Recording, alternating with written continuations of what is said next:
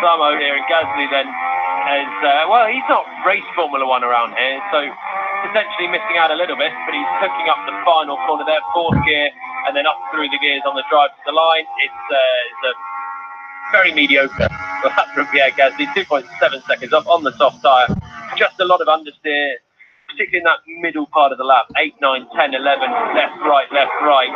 Just couldn't turn the car, couldn't get on the power, tried to get on the power, came back off it, back on. It's all just shedding lap time all the way through, so he will find a lot of time from there on. We're also joined in the commentary box by the BBC's chief F1 writer, Andrew Benson. Good morning, Andrew. Good morning, Jack. It's nice to be here. Thank you for coming here. Do you have something to say? I do. We've had confirmation this morning that the both Haas cars and both Sauber cars are fitted with new engines.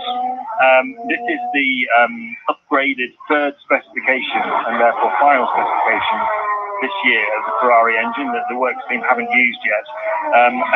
Magnussen, Ericsson and Leclerc also have new turbos and MGUHs.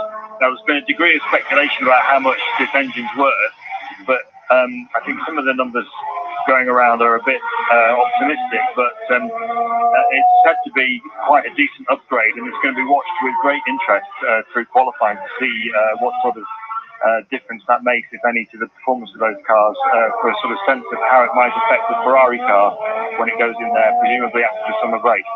Is it unusual that the customer teams get an engine before the manufacturer? Well, it is unusual, but it's happened before this year. Haas and Sauber got the second spec engine earlier than Ferrari did. They got it in Monaco, if I remember rightly, and Ferrari used it in Canada.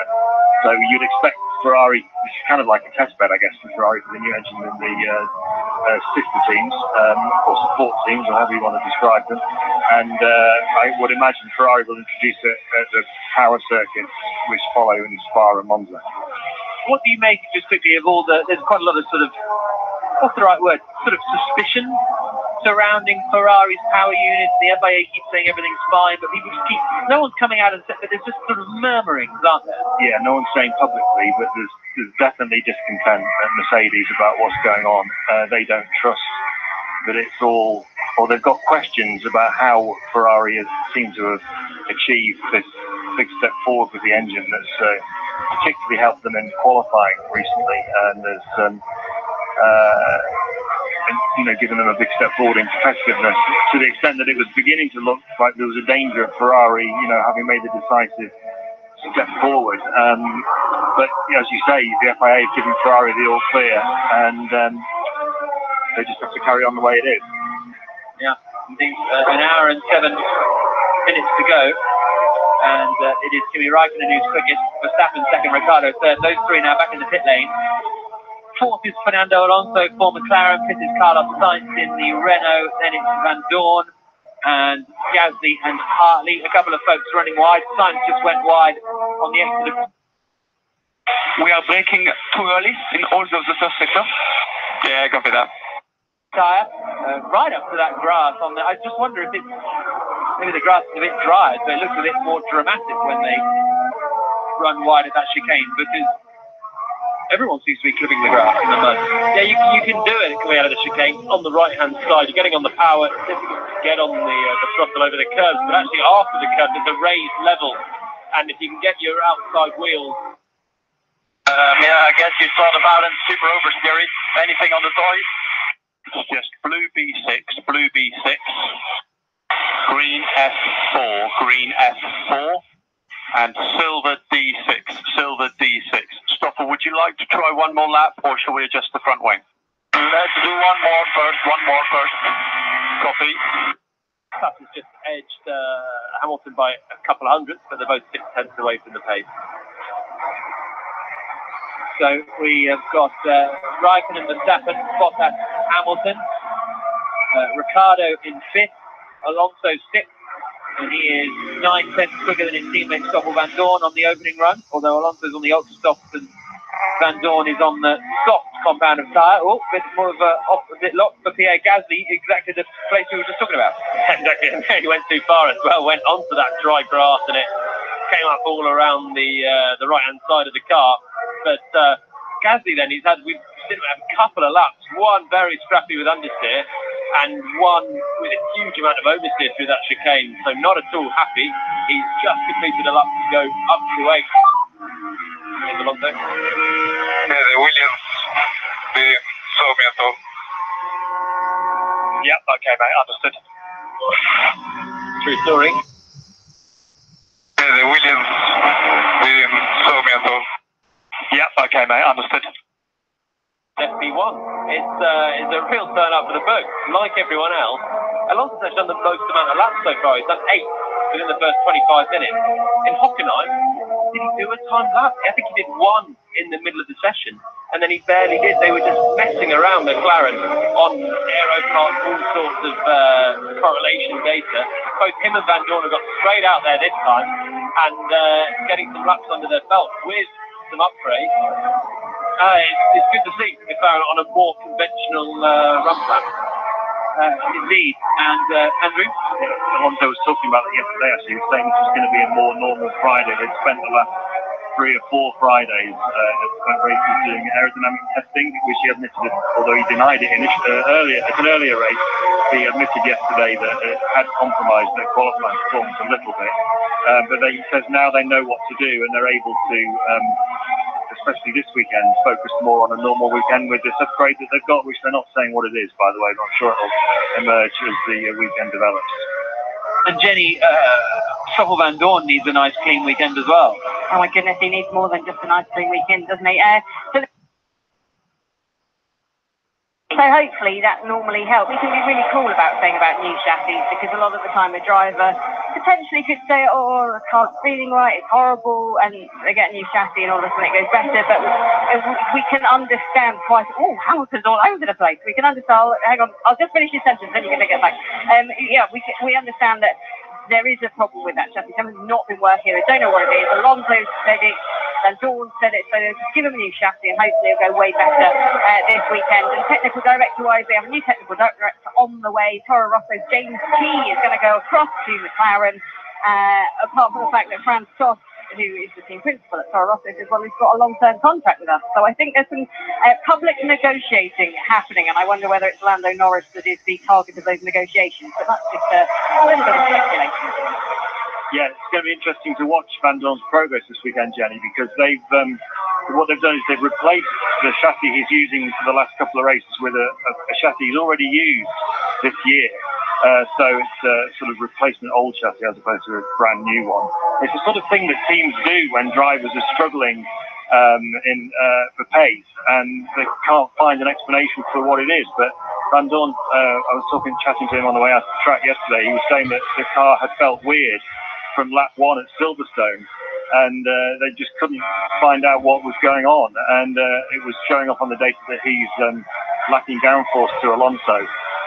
So having done that, if he's not closer to Alonso this weekend, and it's hard to tell at the moment because they're on different tyres and maybe running different programs, although he's 9 tenths off, there's going to be more questions about what's going on there, and it's fair to say that Van Dorn's future at McLaren is under some doubt at the moment.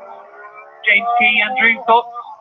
I think it's a really good signing for McLaren. He will end up there. It's just at the moment they've signed him. He's resigned from Toro Rosso, and it's just a question of the maximum Toro Rosso can hold him for is 12 months legally, but there'll be some negotiations going on behind the scenes by McLaren to try and get him out earlier than that, and some drivers may be involved in those negotiations. So he started his career at Jordan and went all over through the spikery Midlandy era. That's right. Then he went to Sauber, and then he went to Toro Rosso, and at one point last year he was going to go to Williams, and then that move fell through, and he signed a new contract at Toro Rosso, but McLaren have tempted him away, and it's been pretty clear that McLaren were basically the only team in the paddock who didn't have one guy leading.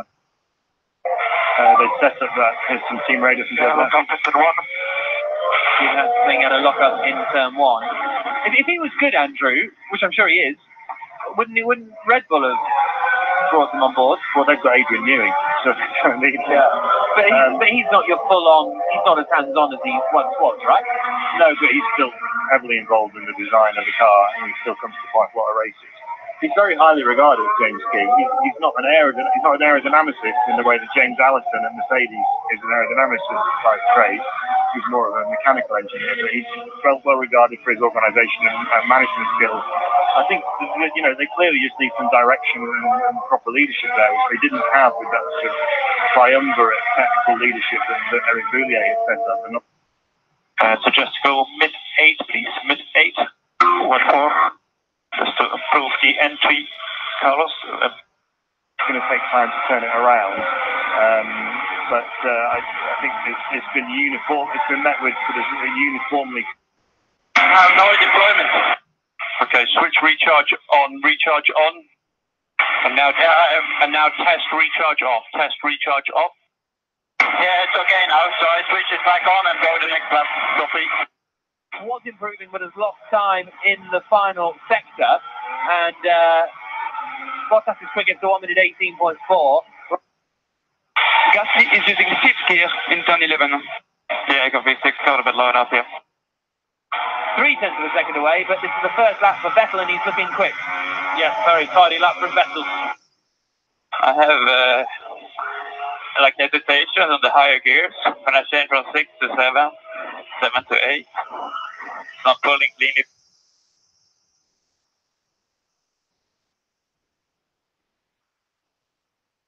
That's clear. I will relay the message. Hockenheim and Vettel then immediately to the top of the times. Looking pretty good. Half a second clear of his teammate Kimi Räikkönen, who's done a few more laps. He's out there improving as well through turns 8, 9, 10 and 11. The quicker right. He's got Sauber and Marcus Ericsson just ahead. But still well adrift of Sebastian Vettel. Yeah, the big locker from Giovinazzi a couple of moments ago. He's down in last place, 5 seconds off the pace at the moment for the Italian, and off again, and that is actually Ericsson at the final corner. Oversteered into the corner and spun. That's going to hurt the tyres, but actually he's got away with that pretty well, to be honest.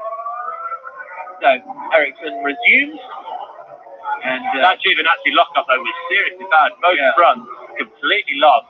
He's actually managed to improve slightly, but he is a good 2 seconds off Marcus Ericsson on the grass on the way in. Ericsson. Yeah, that's a bit of a rookie mistake, trying to turn in from the grass. You want to open the track up as much as you can, but if you get on the grass, you lose all grip.